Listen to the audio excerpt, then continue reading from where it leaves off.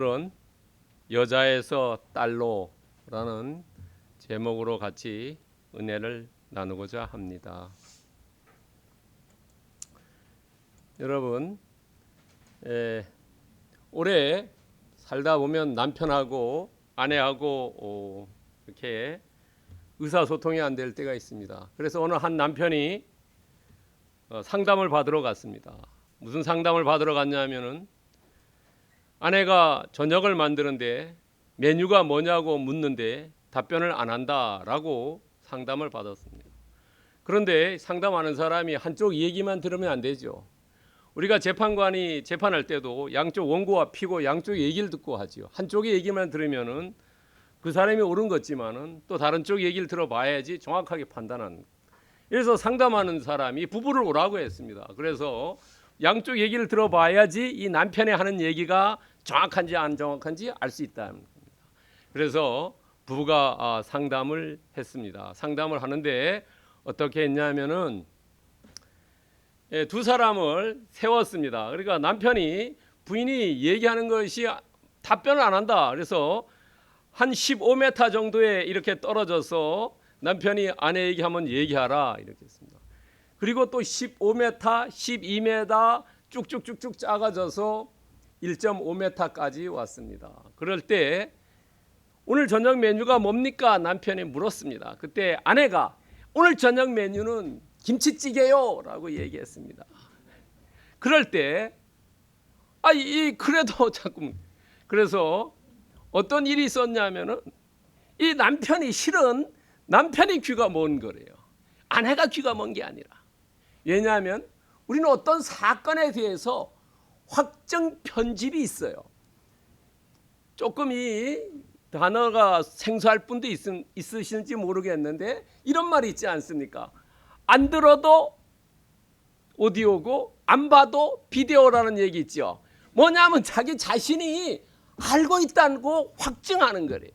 저 사람은 어떨 것이다. 저 사건은 어떨 것이다. 그 내용도 안 보고 생각하는 겁니다. 그래서 거기에 오해가 발생되고 오해가 더 커서 마찰이 일어나고 갈등이 일어나고 나중에는 싸움으로 폭발된다는 거죠. 우리가 어떤 사건에 대해서 정말로 내 자신이 이 사건에 대해서 객관적으로 알고 있느냐, 아니면 저 사람이 저 얘기를 했는데 그것을 내가 잘 못 들었을 때는 반복해서 물어보고 되풀이해서 물어봐서 확인을 해야 된다는 거죠. 그런데 내 자신이 나만 옳다라고 확정 편집증에 걸리면은 그 사람만 오늘 남편처럼 자기가 잘못된 것도 모르고 자꾸 다른 사람에게 탓한다 하는 말씀입니다. 그래서 예수님께서는 뭐라고 말씀하셨냐면은 잘 들어야 되는데 어떻게 하면 잘 듣냐?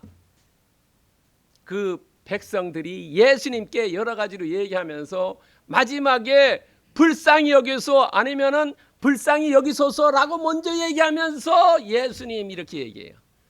그게 마가복음 9장 27절, 15장 22절, 17장 15절, 누가복음 17장 13절에 나옵니다. 항상 불쌍히 여기소서라고 얘기해요. 이 사람들은 전부 치유를 받기 원하는 사람들이었어요. 여러분들도 기도받기 원하면은 주님에게 나를 불쌍히 여기소서 라고 기도하면은 응답해 주시는 거예요. 우리가 간구할 때 어떻게 해야 되는 방법이 나와 있어요. 자, 그렇다면은 우리는 어떻게 해야 되냐? 우리가 간구할 때는 불쌍히 여기소서 하는데 우리가 들을 때는 들을 귀가 있어야 된다는 거죠. 예수님은 늘 세미한 음성으로 우리에게 말씀해 주고 있어요. 그런데 우리가 영적으로 어두워가지고 귀가 할례 받아야 되는데 그렇지 못하기 때문에 못 듣고 내 생각대로 한다는 거죠. 그래서 예수님께서는 항상 우리에게 들을 귀가 있어라라고 말씀했어요. 그리고 듣는데 어떻게 들어야 되냐면 야고보서 1장 19절에 보면 우리가 듣기를 속히 들어라, 빨리 들어라, 빨리 캐치해라. 그리고 말하는 것은 천천히 해요. 대부분 우리는 거꾸로 하죠. 듣는 것은 대충 듣고 내 말만 그냥 열심히 하지 않습니까? 이거 잘못됐다는 거예요. 다른 사람이 얘기하는 거 잘 듣고 말하는 것은 두세 마디 하는 거예요. 오늘 본문에도 나와요. 혈병 걸린 여자가 쭉 얘기해요. 그러나 예수님은 오늘 마지막 34절에 보면 딱 세 마디 합니다. 딱 세 마디. 세 개의 말씀만 합니다. 그러니까 우리가 듣기를 속히 듣고 말하는 것을 천천히 하고 성내는 것도 천천히 하라는 것. 이것이 우리의 삶의 지혜라는 겁니다. 자, 오늘 본문 봅니다. 본문은 마가복음 5장입니다. 마가복음 5장은 일명 소망의 장이라고 합니다. 왜 소망의 장이냐면은 여기에 크게 세 가지의 이야기가 나옵니다. 첫 번째, 가다라에서 귀신 들린 사람, 레기온에 걸린 사람, 그 다음에 오늘 혈루병에 걸린 사람, 그 다음에 다음 주에 할 생명에 소생하는 사건, 전부 예수님을 만난 사람이 전부 소망을 가졌다는 거지요. 그리고 회복됐다는 거죠. 여러분, 우리의 심령이 악한 마귀의 사탄에 눌려 있다면은 마가복음 5장을 읽으면서 예수 그리스도 우리의 마음에 오면은 우리에게도 똑같은 소망을 주신다는 거예요. 그 소망의 장이 마가복음 5장입니다. 그리고 이 오늘 혈루병 걸린 여인은 다른 공간복음에도 나와 있어요. 마태복음과 누가복음, 마가복음에도 역시 기술되어 있다는 것은 매우 중요한 사건이었다는 겁니다. 그리고 이 구조가 혈병 여인을 중심으로 해서 그 생명에 소생시키는 아버지의 간구와 그 뒤에 예수님께서 직접 오셔서 고쳐주는 내용으로 구성되어 있습니다. 그런데 오늘 본문 읽은 25절부터 28절까지는 원래 헬라어에는 한 문장이래요. 한 문장 중에는 가장 중요한 동사가 있죠. 영어는 주어, 동사, 그 다음에 목적어죠. 그 다음에 분사 구조죠. 그런데 동사가 어떤 동사가 쓰였냐면 손을 대는 겁니다. 영어로 touch입니다. 그것이 헬라어는 합토 27절에 제일 뒤에 보면 마지막에 나오는 단어, 손을 대는 겁니다. 좀 알기 쉽게 얘기하면 예수님의 손을 잡는 겁니다. 예수님은 우리에게 대해서 손을 뻗고 계신데 우리가 손을 잡지 않기 때문에 어떤 삶의 변화가 일어나지 않죠. 예수님의 손을 잡는 것, 그게 터치하는 겁니다. 그리고 이 혈루병 사건은 말씀으로 시작해서 말씀으로 끝난다는 거죠. 기독교는 말씀의 종교이기 때문에 말씀으로 시작했다. 27절에 소문을 들었다는 게 그리스도의 소문, 그리고 34절에 예수님께서 세계의 구절로 말씀하고 있다는 거죠. 그리고 또 오늘 중요한 거 하나는요, 우리는 병이 고치는 게 아니라, 병 고침이 낫는 게 아니라, 이것이 예수님의 눈으로 보면 구원받는 거라는 거죠. 구원받는 게 우리가 영적으로 이 땅을 떠나서 주님 전에 가는 것만이 아니라, 우리가 어려운 환경 속에서 주님으로 힘으로 인해서 내가 빠져나오는 거, 그게 구원이라는 겁니다. 오늘 23절, 28절, 34절에 병을 고치다, 그 헬라어는 소조인데 그것의 원래 의미는 병을 고치는 건데 구원하다로 의역해놨어요. 구원하다. 우리의 병이 나서 내 육신의 아픔이 그리스도의 힘으로 나았다면 나는 구원받았다. 내가 경제적으로 어려웠는데 그리스도께서 나와 함께 하셔서 내가 그 경제적인 어려움을 벗어났다. 구원받았다. 그것이 구원이라는 겁니다. 그리고 이 오늘 여자는 이 34절에 보면은 예수님께서 특별히 딸이라고 얘기하지요. 거기에는 몇 가지 의미가 있어요. 자, 여자가 혈루병 걸렸는데 이 혈루병 걸린 것은 예수님이 십자가에서 흘리는 피와 같은 단어 썼어요. 마가복음의 이 하이마라는 헬라어 단어는 다른 데 쓰지 않았어요. 딱 두 군데만 썼어요. 예수님과 이 혈루병 걸린 여자에게만 떴다. 그리고 또 하나 헬라어 파스코도 이 여자가 병 걸려서 괴로움을 받았는데 예수님이 십자가에서 고난을 받는 그것과 똑같은 단어를 썼어요. 마가복음에서 그 단어는 다른 데 쓰지 않았어요. 오직 예수님과 이 여인에게만 썼습니다. 그런 단어가 또 하나 있습니다. 또 하나는 뭐냐면 헬라어 마스틱스인데 이 여자가 걸린 병과 예수님이 채찍 맞았을 때, 신문당할 때 채찍 맞을 때 그 채찍과 똑같은 단어를 썼다는 겁니다. 그러니까 예수님께서 이 여자에게 딸이라고 얘기할 수 있는 DNA가 영적으로 있었다는 거죠. 왜 마가가 다른 많은 사람들이 치유를 받았는데도 불구하고 그때는 예수님과 같은 단어 한 번도 쓰지 않았다는 거예요. 이 여인에게만 그 단어를 썼다는 겁니다. 그러니까 영적으로 DNA가 같았다라고 우리는 추정해 볼 수가 있겠지요. 자, 오늘 본문을 봅니다. 본문 첫 번째 간구자입니다. 뭐 해 주십시오라고 간구하는 겁니다. 21절과 24절에 나옵니다. 야이로입니다. 야이로는 영적으로 깨어나다는 의미가 있습니다. 이 사람이 비로소 지금까지는 알이 계란 속에 노란자가 있었는데 그것이 깨고 나와야 병아리가 되죠. 그걸 줄탁동시라 그러죠. 줄탁이요. 병아리도 깨고 어미닭이도 깨고 동시에 깨야지 병아리로 나올 수 있다는 거예요. 줄탁동시라고 합니다. 사자성어로. 자, 이 야이로는 어린 딸이 아파서 지금 죽을 지경에 처해 있습니다. 근데 이 어린 딸이라는 것은 누가복음 8장 42절에 보면 외딸입니다. 무남 동녀입니다. 헬라어로 모노케네스입니다. 모노케네스가 외라는 말이고 딸이라는 건 뒤가 테르입니다. 예수님이 요한복음 3장 16절에 독생자를 주셨다 그랬죠. 하나님이요. 그 독생자를 주셨다는데 그 독생자와 같은 헬라어 모노게네스를 씁니다. 그러니까 생각해 보세요. 이 회당장이라는 사람은 사회적인 지위가 높고 모든 것을 다 가진 사회 지도층인 계층인 사람인데 자녀가 딱 12살짜리 딸 하나밖에 없습니다. 그 딸이 아팠다고 생각해 보세요. 여러분요. 그리고 사경을 헤매는 그런 정말로 절체절명에 서 있다고 생각할 때 그 마음이 어떻겠습니까?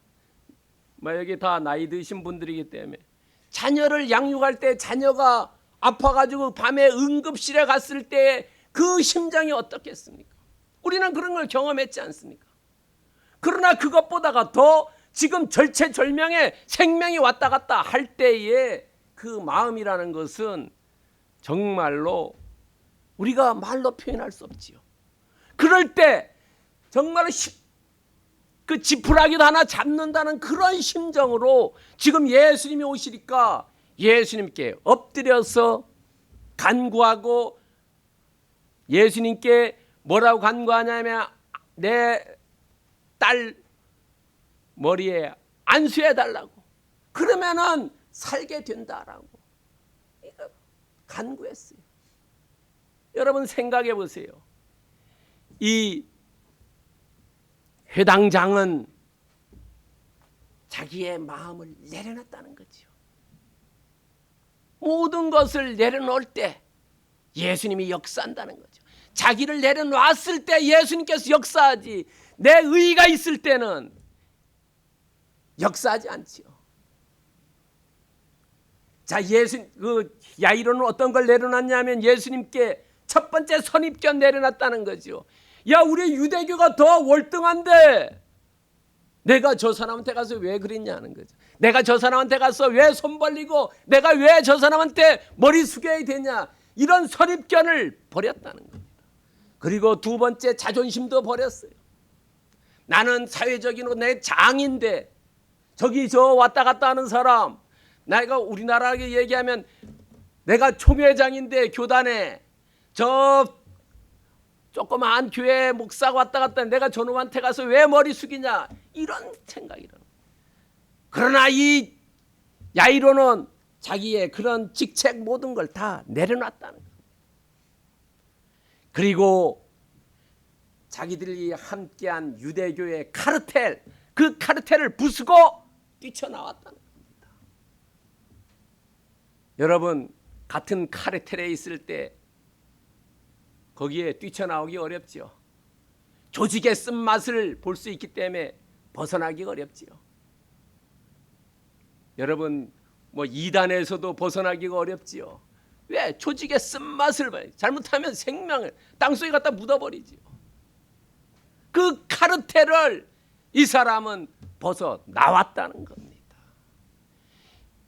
예수님을 신뢰했고 예수님을 신뢰했기 때문에 은혜를 구했다는 거지요.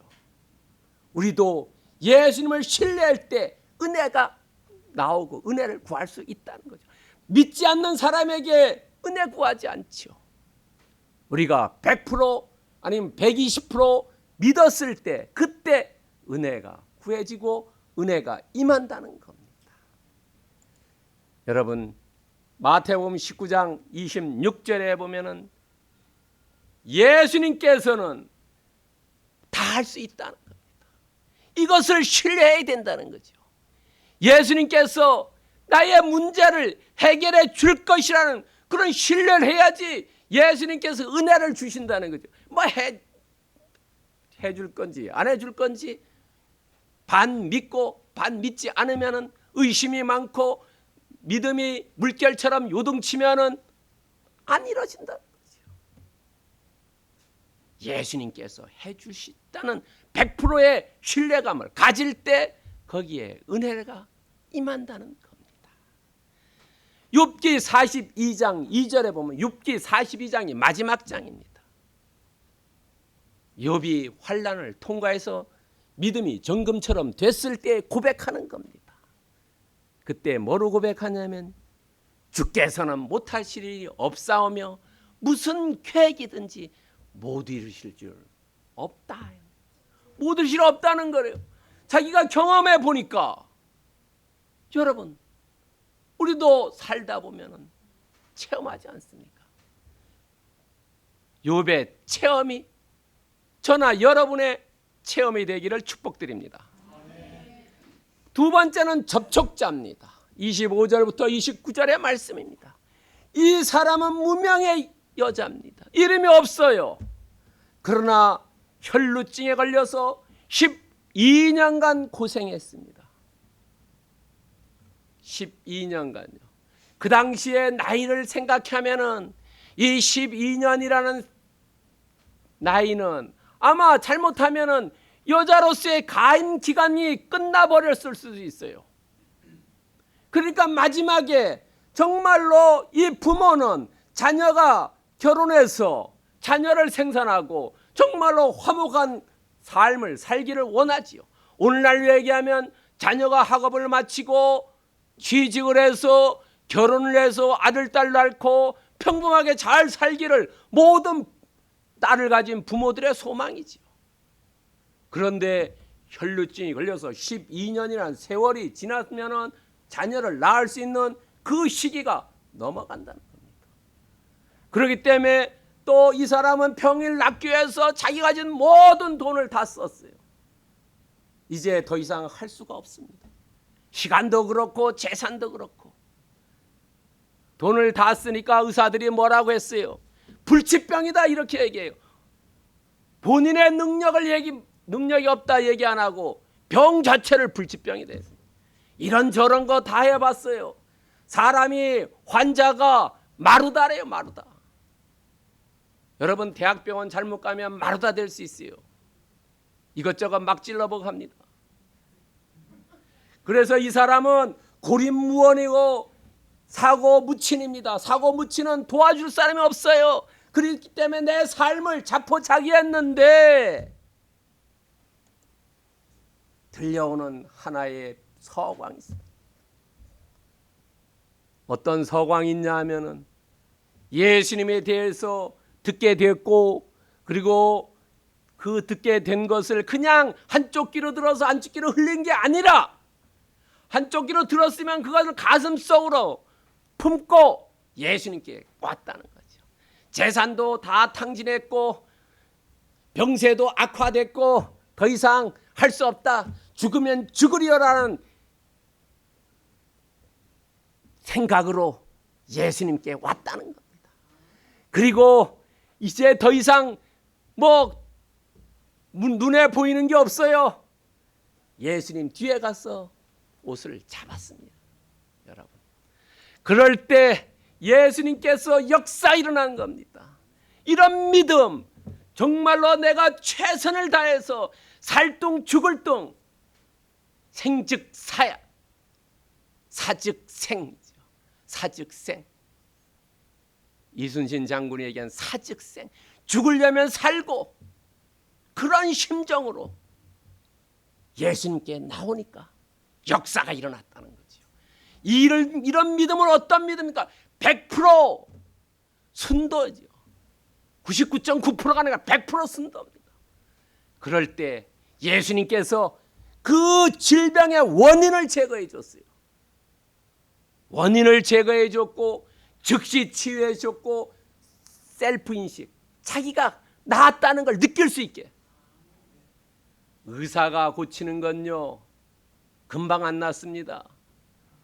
감기 걸려도 3일 약 먹어야 되고 암 걸리면은 5년간 지나야지 알 수 있습니다. 예수님께서는 원인 제거해 주기 때문에 즉시 낫고 자기 스스로 나았다는 걸 알 수 있었어요. 그렇기 때문에 우리가 필요한 것은 이 무명 여자에게 다가온 그 서광의 빛, 그 서광을 어떻게 할 것이냐, 그것이 HCT입니다. Hear, come, touch입니다. 그것은 곧 행동하는 믿음이라는 거지요. 우리가 행동하지 않으면 말로만 듣고 그냥 한쪽 귀로 올리고 한쪽 귀로 보내면은 그것은 거기에서 스톱된다는 겁니다. 여러분, 야고보서 2장 26절에 행함이 없는 믿음은 죽은 것이라 했어요. 우리가 말씀을 듣고 그 말씀이 내게 가슴에 왔을 때는 그 가슴에 온 그대로 행하면은 반드시 거기에 번영이 있고 성공이 있고 치유가 있다는 거지요. 여러분 어떻습니까? 우리에게 말씀을 주시죠. 그 말씀을 따라하지 않기 때문에 우리에게 어떤 변화가 일어나지 않아요. 내 의가 있기 때문에. 그러나 내 의를 내려놨을 때 일어난다는 거지요.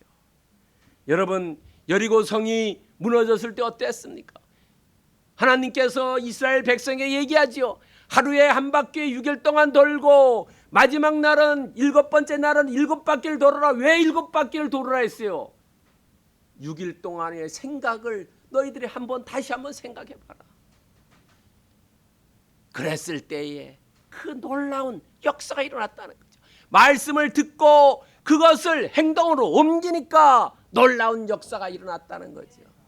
그 다음에 아이성 전투는 어땠어요? 지 멋대로 하다 보니까 멸망했지요. 우리의 삶도 그렇다는 거죠. 내 마음대로 하는 것보다가 주님의 말씀대로 했을 때는 성공이 일어나지만 그 다음에 이제 내 멋대로 하면 되네 하다 보니 어떻게 돼요? 멸망의 길로 가는 겁니다. 여러분, 무명의 여인은 접촉자로서 행했다는 겁니다.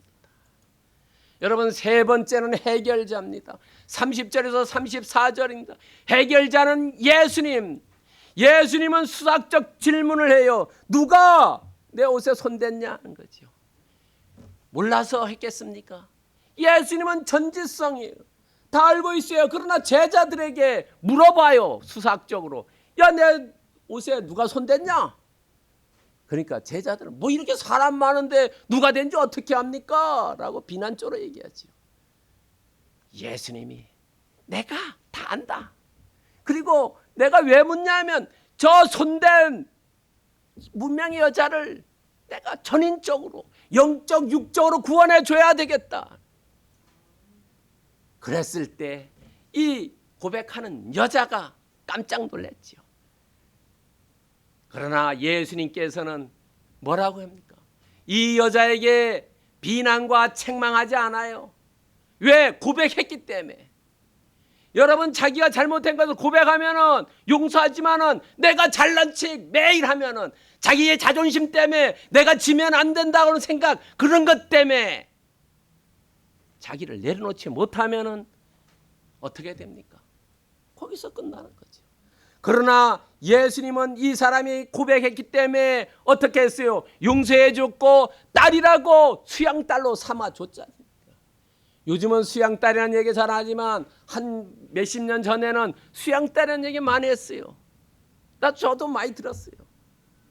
입양했다. 우리는 다 예수 그리스도에게 입양된 사람들이죠.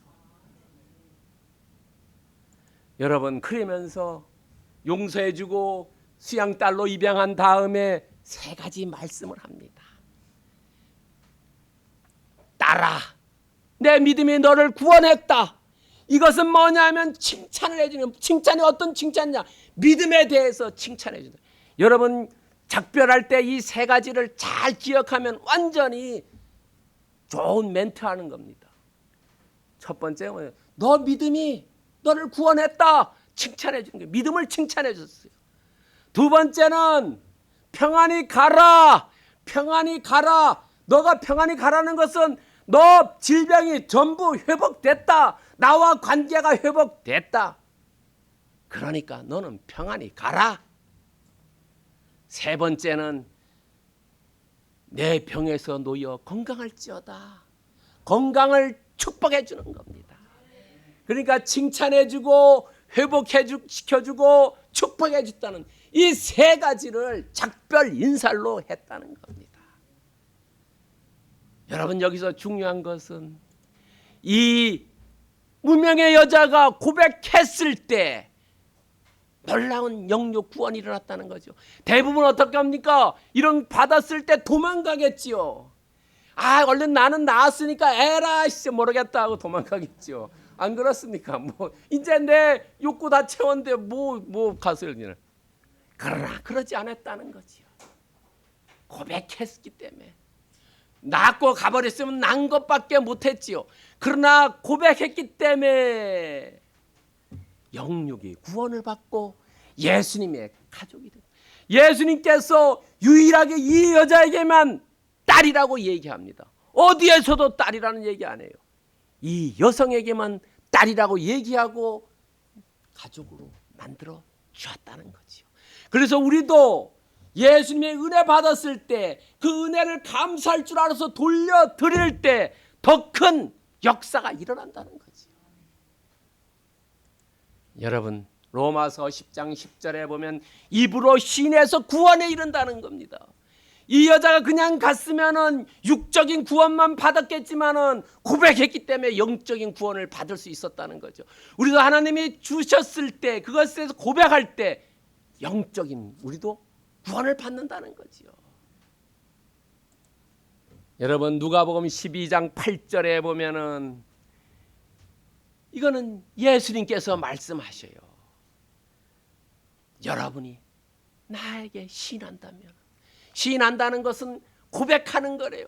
나에게 고백한다면은 내가 너를 고백하겠다.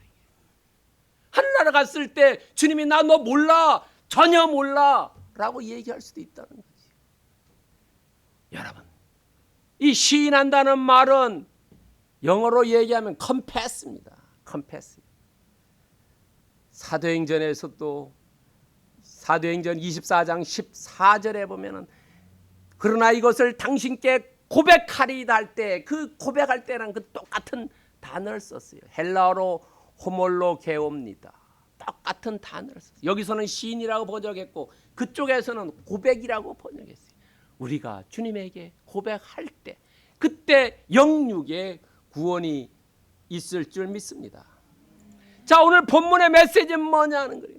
자, 무명의 여자에서 예수님의 수양딸로 된 이 사람은 예수님께 소문을 듣고 가서 터치했기 때문에 이 놀라운 역사가 일어났다는 거죠.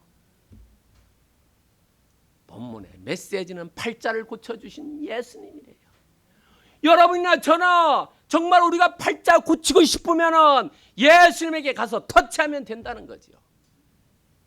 여러분, 오늘 문명의 여자처럼 우리도 예수님에게 터치를 하자는 거죠.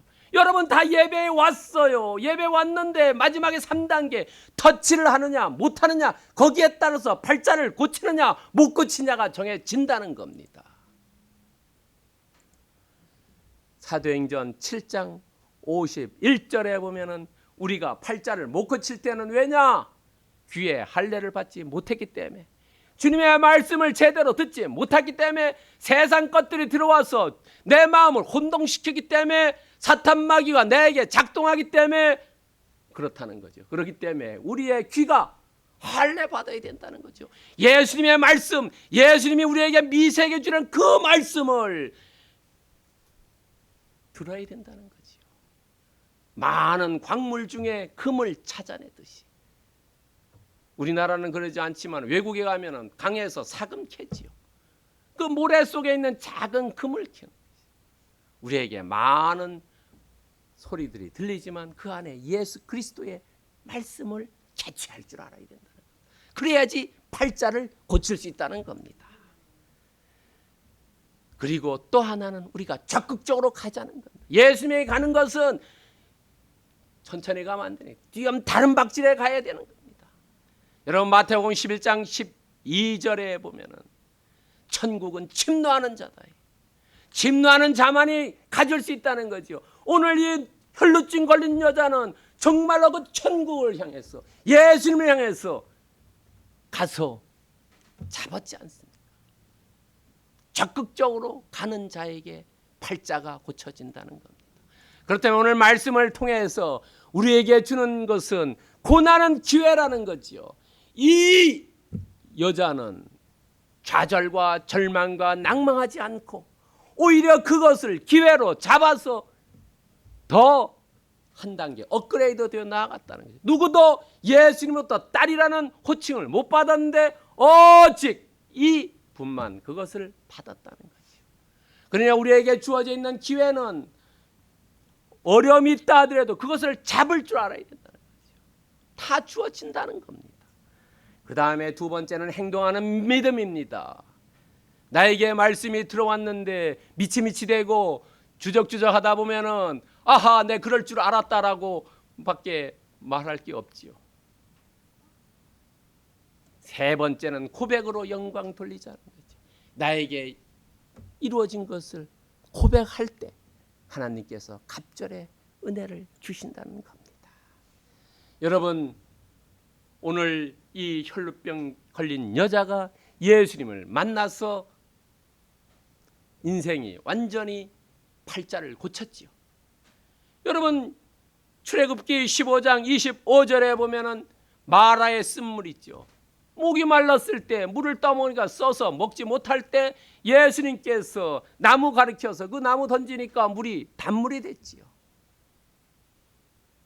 예수님이 함께할 때 바뀌어지는 거죠. 우리도 예수님께 터치할 때 그때 바뀌어지는 겁니다. 우리의 삶이 어렵고 힘들고 절망과 낭망에 빠져 있다 하더라도 우리가 주님에게 만나서 주님만 터치하면 우리의 삶이 180도 달라지고 360도 달라진다는 거예요. 쓴물이 단물로 변하고 우리가 그 고난받던 그 어려움이 번영과 승리와 기쁨이 넘치는 그런 것으로 바뀌어진다는 거죠. 팔자를 고친다는 겁니다. 여러분, 여기에 보면 이사야서 26장 3절에 보면 주께서 심지가 견고한 자를 평강하고 평강하도록 했다. 그것은 뭐냐? 주를 신뢰합니다. 예수 그리스도를 신뢰하기만 하고 예수 그리스도를 믿고 의지하기만 하면 그의 삶이 늘 평강하고 평강하게 된다는 거죠. 여러분, 오늘 12년간 혈루병 걸린 여인이 예수 그리스도 믿고 정말로 그 딸로 삶이 바뀌어졌고 팔자가 고친 것처럼 우리의 삶도 그리스도에 의해서 팔자가 고쳐지는 놀라운 역사, 욥처럼 또 여기에 마라의 쓴물처럼, 그리고 이사야가 얘기하는 그 예수 그리스도 믿음으로써 내 삶의 평강하고 평강함이 오기를 그리스도의 이름으로 축원드립니다.